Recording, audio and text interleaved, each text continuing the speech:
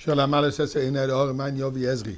Ezri mi madenoise shmein v'oretz alite lam midraglach al yon shem recha yinei lo yon evelishon shem Yisrael.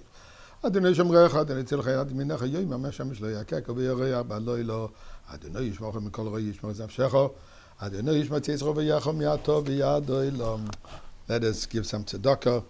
I invite you to join me and a Torah, so we have Torah, Tefillah, and tzedakah for the well-being of all of Klal Yisrael, and obviously tzedakah, which hastens the Geula.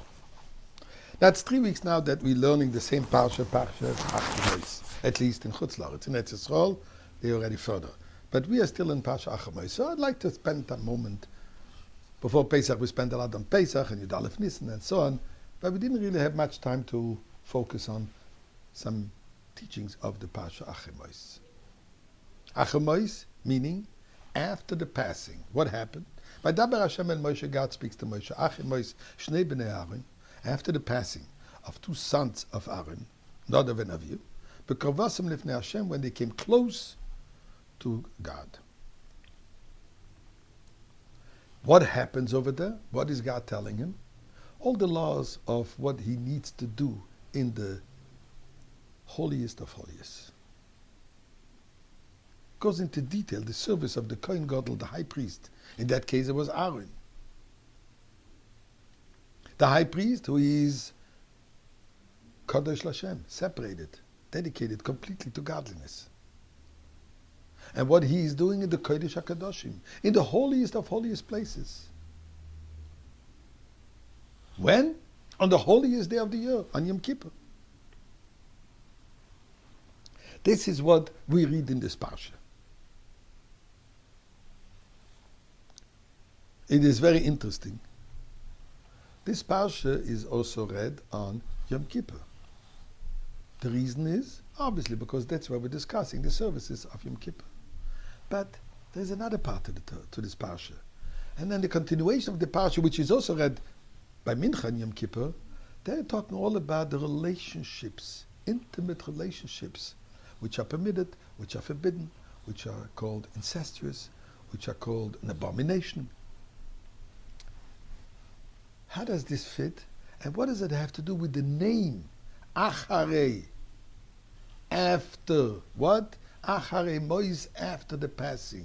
We know that the name of a parsha has to encapsulate the concept of the parsha. What is this teaching us? What is the message from the word Acharei Mois? So the Rebbe explains it as following. What happened? As the pasuk says, they passed away. Why? Because they came too close to Hashem. So there's many explanations. Chassidic deeper explanation is when actually referring to the words B'kor Vasam, that they wanted to get closer than they were capable. B'kor Vasam, when they drew near, they came so close that they expired.